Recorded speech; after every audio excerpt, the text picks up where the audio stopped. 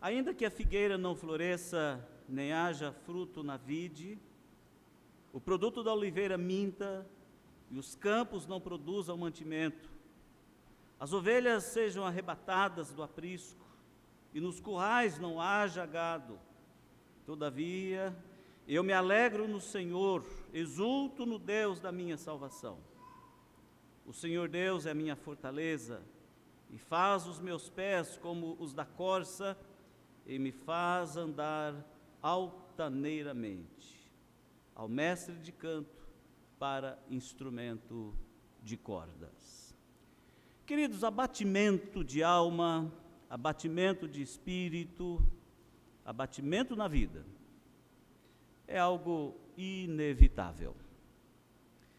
Em algum momento, para não dizer sempre, algo poderá acontecer que nos desanime.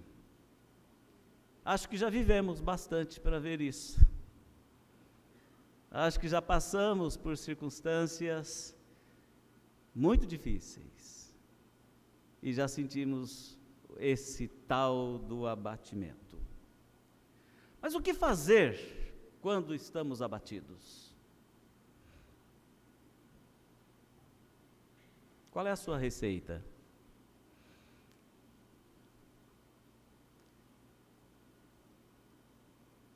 Como você faz? O que você já fez? Ou o que você pensa em fazer? Exatamente a causa de existirem essas perguntas que eu falo sobre isso hoje. Porque frente ao abatimento, alguma coisa precisa ser feita.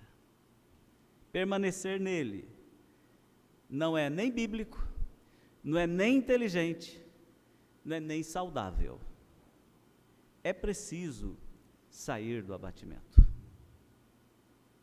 Enquanto houver fôlego, enquanto houver necessidade, enquanto houver força, enquanto houver dia, enquanto houver respiração, enquanto houver pessoas, é preciso fazer alguma coisa. E é exatamente isto que eu vejo aqui nesse texto. Você que acompanhou a pregação de domingo passado, deve se lembrar que lá no início do capítulo 3, onde nós lemos os primeiros 3 versículos, quando Abacuque se pôs diante de Deus para orar. Olhem novamente o início. Oração do profeta Abacuque sob a forma de canto. Tendo ouvido, ó Senhor, as tuas declarações, eu me senti alarmado. Aviva a tua obra, Senhor, no decorrer dos anos e no decurso dos anos. Faze-a conhecida. Na tua ira, lembra-te da tua misericórdia. E a oração de Abacuque aqui, ela tem um sentido que é de confissão, naquele estilo de literatura da poesia, para falar de sofrimento, para falar de coisas difíceis, de dor, para falar de angústia, porque Abacuque sabia, como profeta de Deus, o que estava por vir sobre Judá, como de fato veio. Babilônia destruiu o reino de Judá.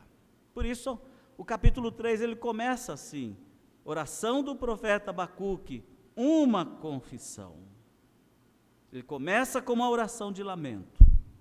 Mas no último versículo, o versículo 19, a última parte, ele diz uma frase que muitas vezes nós até excluímos da leitura que fazemos desse capítulo, porque parece que não faz sentido, né? Então a gente pula, a gente vai até ali quando fala assim, o Senhor, Deus é minha fortaleza, e faz os meus pés como os da corça, e me faz andar altaneiramente. E a gente para ali.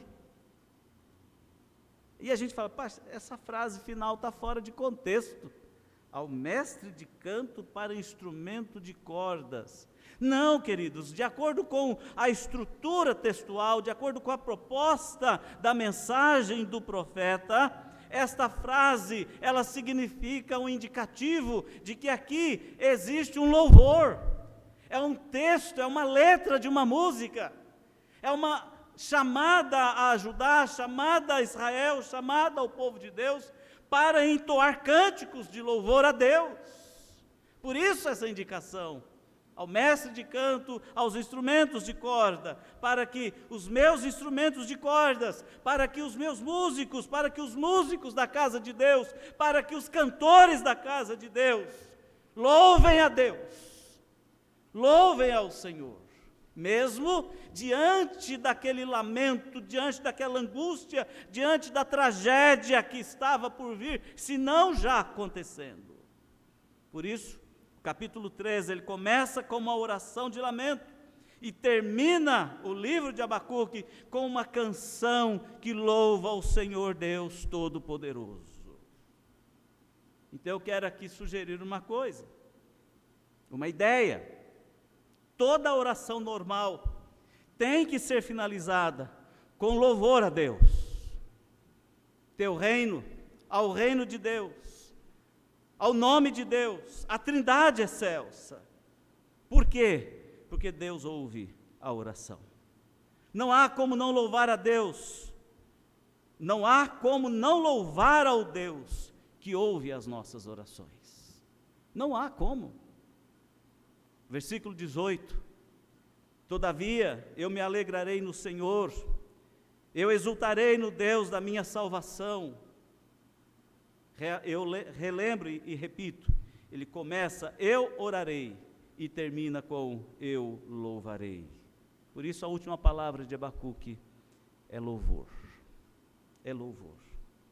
Meus amados, se a oração for o toque de trombeta, de batalha em direção à situação futura que desconhecemos, o louvor é o grito dos santos da certeza da vitória. A oração começa no coração quebrantado, mas o louvor é dado com os lábios abertos, juntos com os braços levantados para o céu, em honra, em tributo, em glorificação e exaltação o nome de Deus. O fato de que Abacuque orou e louvou em meio às tribulações tem muito a nos ensinar, para nos mostrar que há razão de nós também hoje, em meio ao sofrimento, louvarmos a Deus, bendizermos a Deus.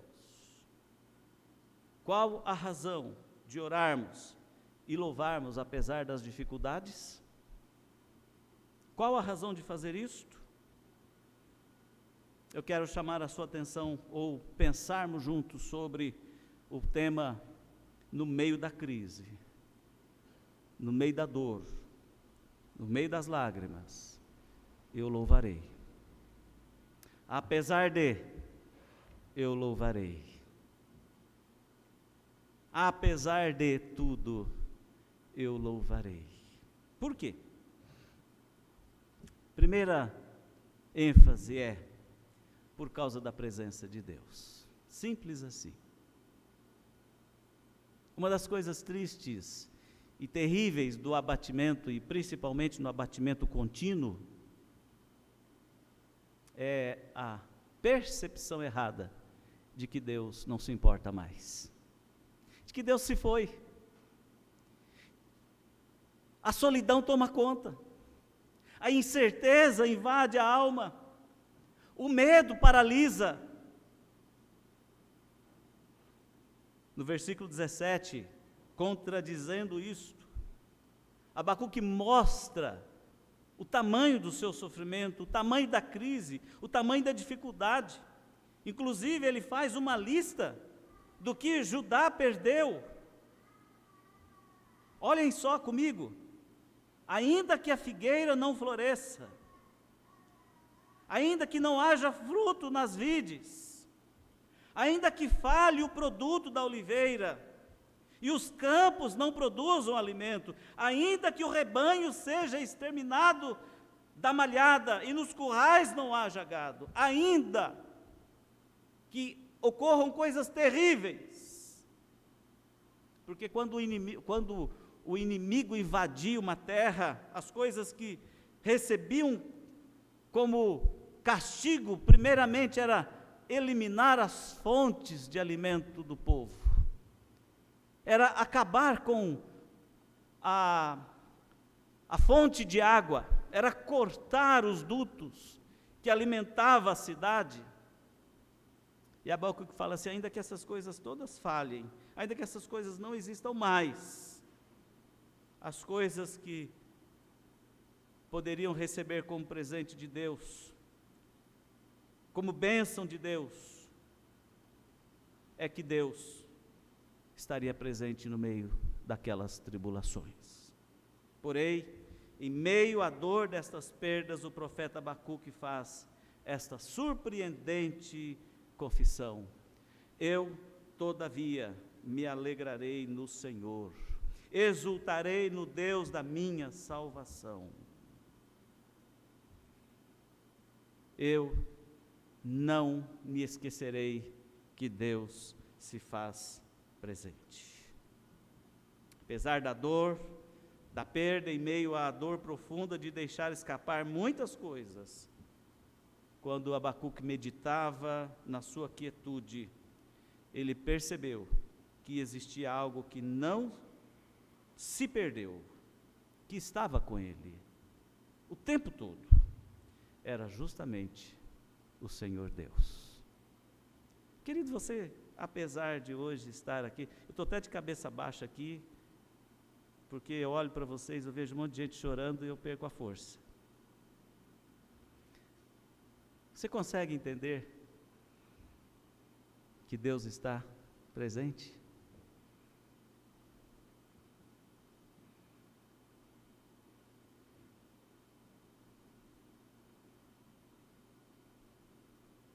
Conte com Deus. No Novo Testamento, Jesus, que conhece a condição dos seus discípulos,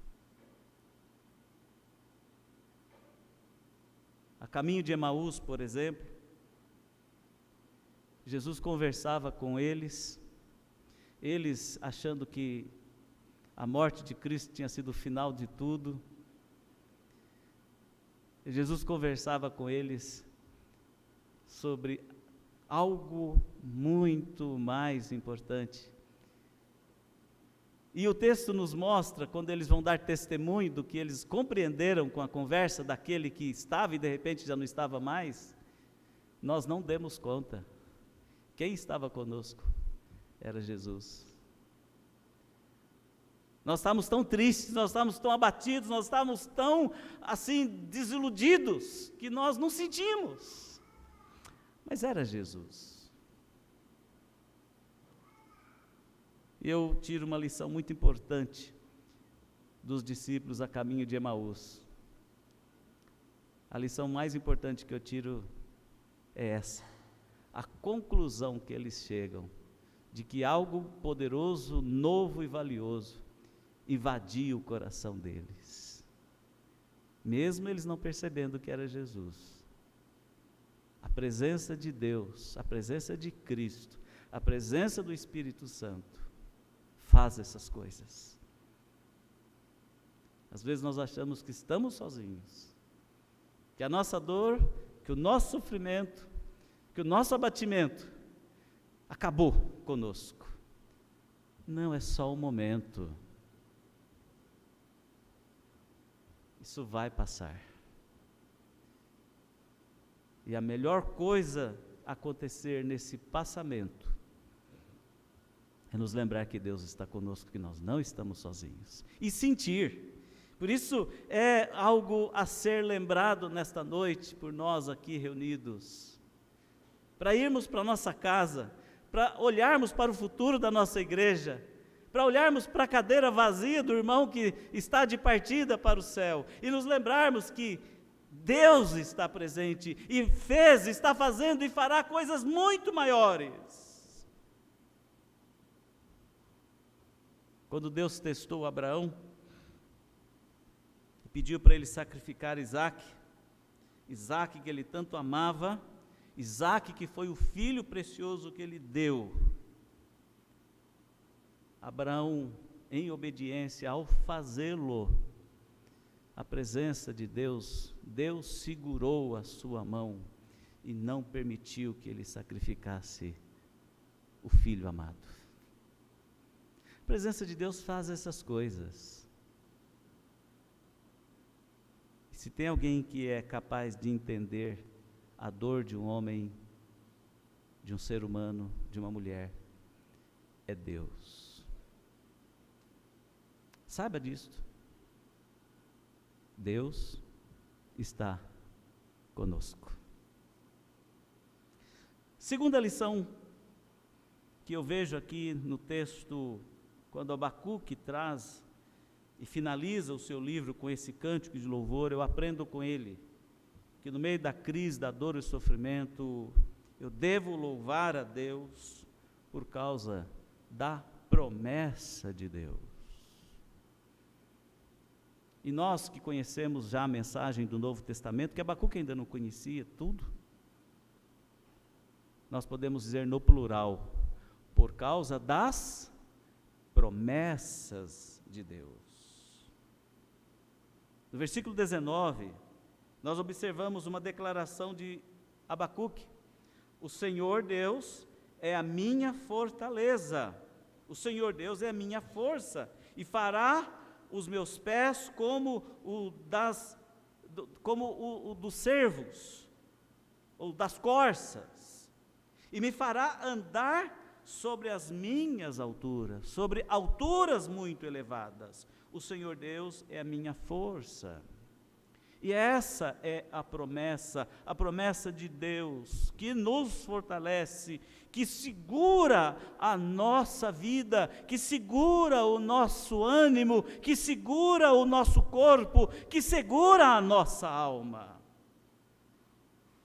E nós precisamos nos alimentar desta promessa. Muitas vezes, nós falamos que nós cremos na promessa de Deus. Muitas vezes nós seguimos caminhos equivocados, porque nós pensamos que a promessa de Deus, e eu repito o que eu disse na semana passada, tá? Que é muita saúde, muita prosperidade, muito dinheiro no bolso, como nós ouvimos ao final do ano, no Feliz Ano Novo, de muita gente, né? Saúde, paz e prosperidade, muito dinheiro no bolso. E nós pensamos que promessa de Deus se define simples e exclusivamente nestas coisas. Meus queridos, promessa de Deus, juntamente, e Ele que está presente, e Ele faz essa promessa, deve se fixar principalmente no ato de sermos refeitos, ou feitos novamente. Se você olhar para as Escrituras Sagradas, o que a Bíblia fala sobre restauração, em todas as suas aplicações, restauração da saúde, restauração financeira, restauração da saúde, restauração de todas as formas, todas, emocionais, todo tipo de restauração passa por uma verdade: o poder de Deus que atua nos seus filhos. Pensa num personagem bíblico que foi lá para o fundo do poço. Alguém sugere um? Por favor? Jó. Sobrou alguma coisa para Jó, Michel? E que falou para ele fazer o quê? Quer dizer, é melhor cometer suicídio ou morrer do que continuar nessa tragédia, nessa larica desgraçada que você está vivendo. Não era assim? Jó perseverou. Jó ficou em silêncio, porque não tinha força mais. Jó foi restaurado. Seus bens foram restaurados.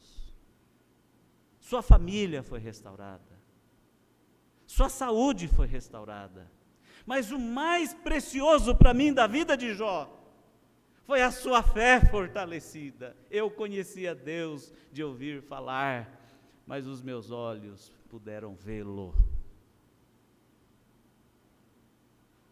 Se você pensar em Davi, quando foi punido pelo seu pecado, e você pode se lembrar do profeta Natã conversando com Davi, e Davi naquele negócio ali de ainda achar que ele como rei podia se safar, né? Podia se esconder.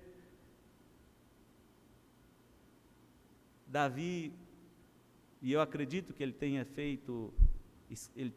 escrito o Salmo 51 ou o Salmo 32, ou ainda que alguém tenha ajudado ele a escrever, mas ali está o sentimento de um homem que confiou e disse: restaura, Senhor, a minha alegria, ou a alegria da minha salvação. Restaura, Senhor,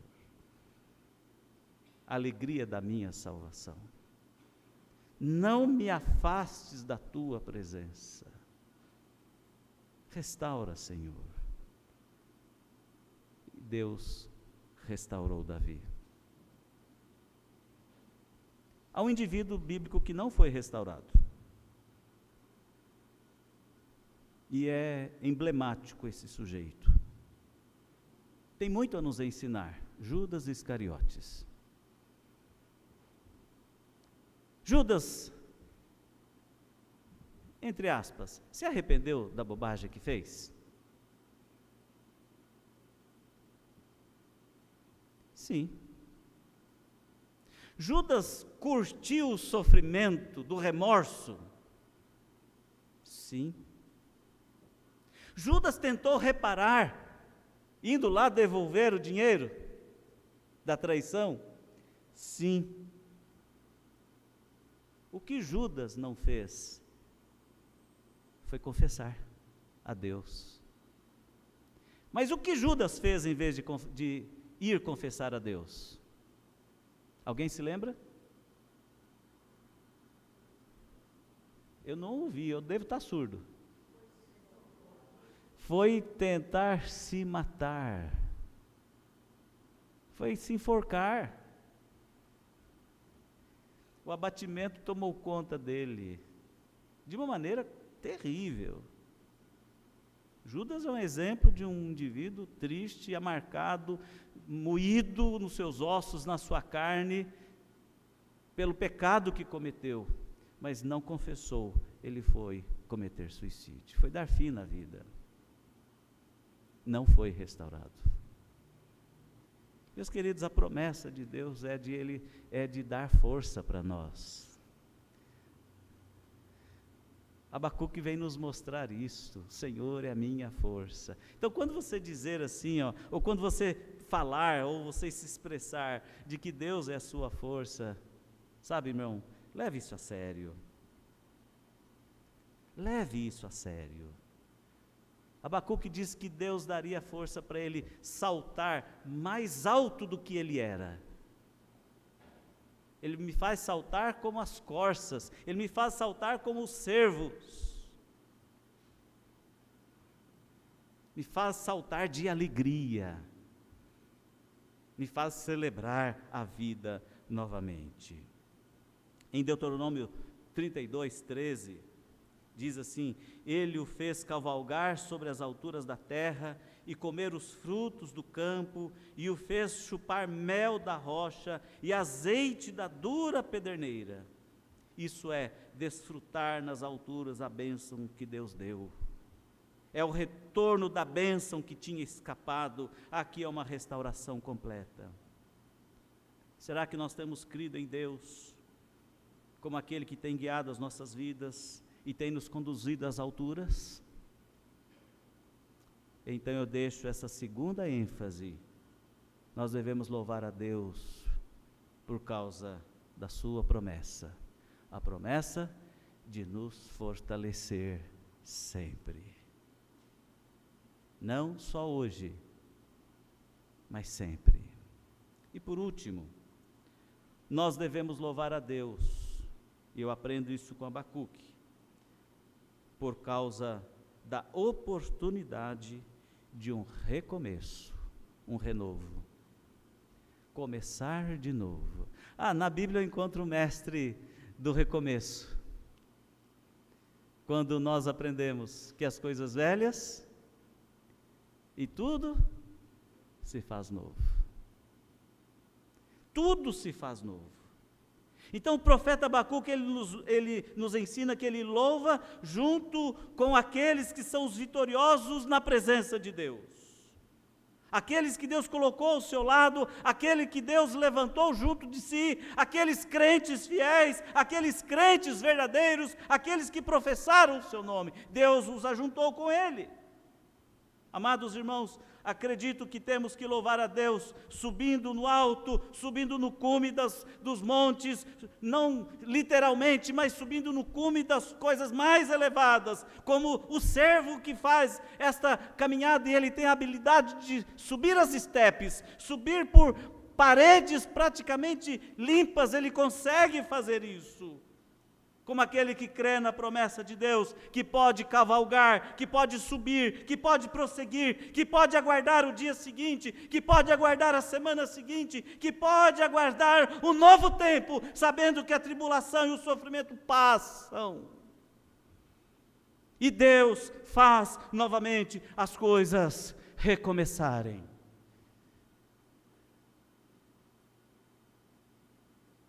Porque o nosso Deus é o Deus da nova oportunidade.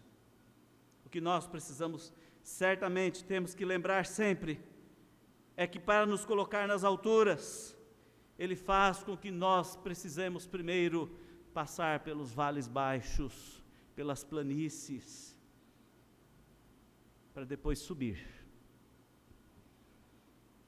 A vida, às vezes, nos coloca lá. Às vezes nós passamos por lugares baixos, às vezes até por buracos, por cavernas, mas a caminhada nos leva a subir os montes mais elevados. E lá, nas alturas, nós temos novas oportunidades. Deus nos guia por esses lugares seguros da vida. Apesar de estarmos atravessando o vale das dificuldades e de sofrimentos, irmãos, não deixemos que o nosso olhar pare de contemplar as alturas. São Paulo é a cidade dos prédios, né? Mas, se você procurar algum vão, algum espaço aberto, ou mesmo você subir na altura dos cumes, dos prédios, você terá o privilégio de olhar para a Serra da Cantareira e ver que aquele lugar é lindo. Aliás, eu quero dizer para você, se um dia você tiver a oportunidade, vá ao Horto Florestal, contorne após o portão do Horto Florestal e vá lá em direção à chamada Entrada da Pedra Branca. Pegue um dia de sábado ensolarado, pegue um dia gostoso, um feriado, vá passear. Daqui, ande de carro 40 minutos que você chega lá. Faça a caminhada da Pedra Branca. Aquele lugar que você enxerga daqui, você terá a oportunidade de pisar. E quando você chegar lá em cima, você verá algo que você fala, não estou em São Paulo, não é possível.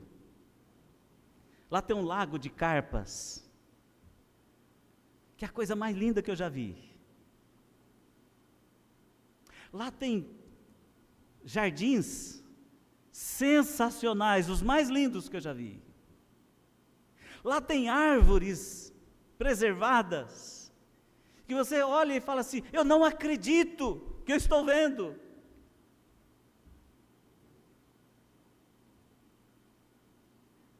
Faça a caminhada da Pedra Branca. Vale a pena. Põe um bom tênis, uma mochilinha com garrafinhas de água, vá pela manhã, passa o dia por lá, faça um piquenique. e você verá que ainda tem ar puro em São Paulo para respirar. São Paulo tem vida. Queridos, Deus faz essas coisas na nossa vida. Ele nos dá a oportunidade de recomeçarmos. E sabe o que é melhor disto? Quando Deus age e nos dá a oportunidade de um recomeço, Ele nos faz melhor do que éramos antes. É impressionante o que o curativo de Deus faz nas nossas feridas. Ele nos deixa mais fortes, mais bem preparados. Por isso devemos olhar para aquele que está no lugar elevado, que é o nosso Deus. Devemos estar lá com Ele, nunca nos afastarmos dEle. Devemos buscá-lo mais e mais. E por louvá-lo por conta disso, porque é Ele que nos renova e nos dá uma nova oportunidade. É Ele que nos restaura. Então nós o louvaremos cada vez mais. E seremos capazes de oferecermos a nossa vida em sacrifício agradável e suave na sua presença. Enfim, louvando, andaremos com o Senhor nas alturas. Os que esperam no Senhor, os que contam com Ele, subirão, cantarão, louvarão e renovados serão. Deus te abençoe. O Deus que governa todas as coisas, Deus que governa a terra, Deus que é Senhor da vida, Deus que cuida da nossa nação, Deus que cuida do universo, esse Deus possa olhar para mim, para você, para Mariana mãe, para as irmãs, que esse Deus possa olhar para nós hoje, abatidos, e fazer esta grande obra de restauração em nós, na igreja do Brás, e que nós estejamos acordados sempre, fazendo o que precisa ser feito.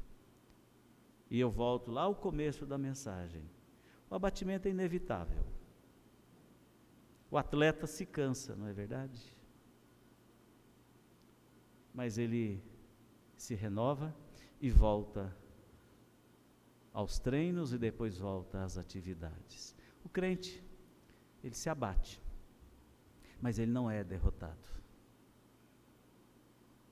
Ele sofre, mas ele não é derrotado. Ele tem a presença de Deus, ele tem a promessa de Deus em fazê-lo forte de novo, e ele tem a ação de Deus em restaurá-lo. Por isso, nós hoje devemos louvar ao Senhor. E que no próximo domingo, o nosso louvor esteja um pouco mais avivado, um pouco mais intenso, porque Deus já fez grandes coisas por nós, já terá feito grandes coisas. Amém? Deus te abençoe. Deus nos abençoe. Deus abençoe a Mariana, Deus abençoe a família, Deus abençoe a igreja. O Giba não voltará, porque ele foi levado. Um dia nós também seremos levados, e nós o encontraremos. Então, aqui nós não veremos mais. Nessa mesa ele não sentará mais, nessa cadeira ele não sentará mais, lá na escola ele não dará mais aula, na quadra ele não jogará mais bola, ele não já estará mais entre nós, por enquanto. Um dia nós estaremos lá com ele, amém?